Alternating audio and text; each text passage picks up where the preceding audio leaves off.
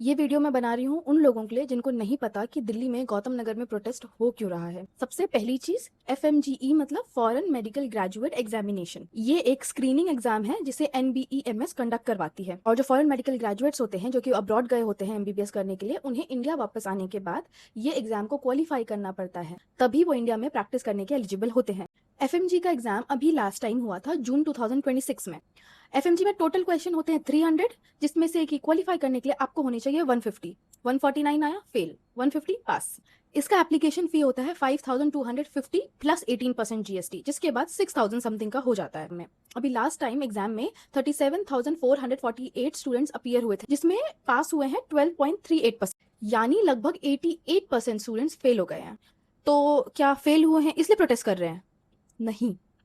Protest करने का reason बताता। सबसे पहला पॉइंट है, जून FMG में वीडियो बेस्ड क्वेश्चंस आए, जिसके बारे में NBMS जो एग्जाम कंडक्ट कराता है उन्होंने कोई भी इन्फॉर्मेशन नहीं दी पहले से। आपने पेपर चैलेंजिंग बनाने का सोचा, अग्री, ठीक है, बट आप इन्फॉर्मेशन दे देते, कोचिंग सेंटर वाले उस तरीके से प्रिपेयर करवाते, फैकल्टीज हमको उस तरीके से सिखाती चीज़ों को और हम उस तरीके से प्रैक्टिस करते, तो शायद आज कोई कंप्लेन नहीं करता।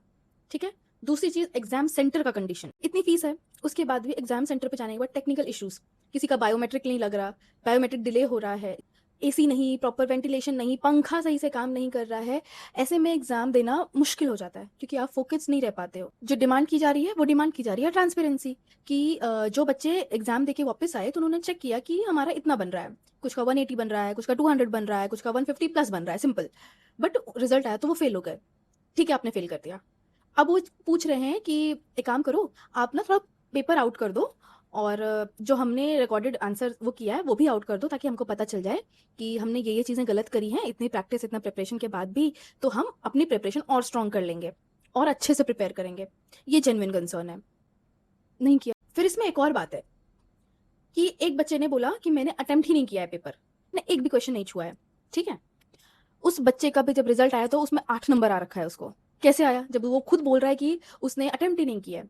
जब ये चीज NB से पूछी गई तो NB ने बोला कि हमने 8 नंबर ग्रेस मार्क्स दिया है। तो आपने इन्फॉर्म क्यों नहीं किया?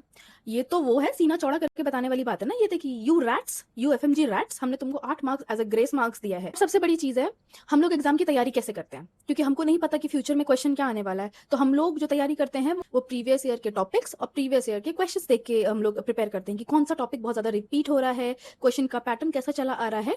तो हम अज्यूम करते हैं कि ऐसा ही पैटर्न होगा, उसी हिसाब से हमारी प्रिपरेशन होती है। तो टू एवरीवन जो मुझसे बार बार पूछ रहे थे कि प्रोटेस्ट क्यों हो रहा है, किस लिए हो रहा है, तो ये आप लोगों का आंसर है कि प्रोटेस्ट इस वजह से हो रहा है। प्लीज स्टैंड विद FMG, क्योंकि अभी FMGs को बहुत जरूरत है।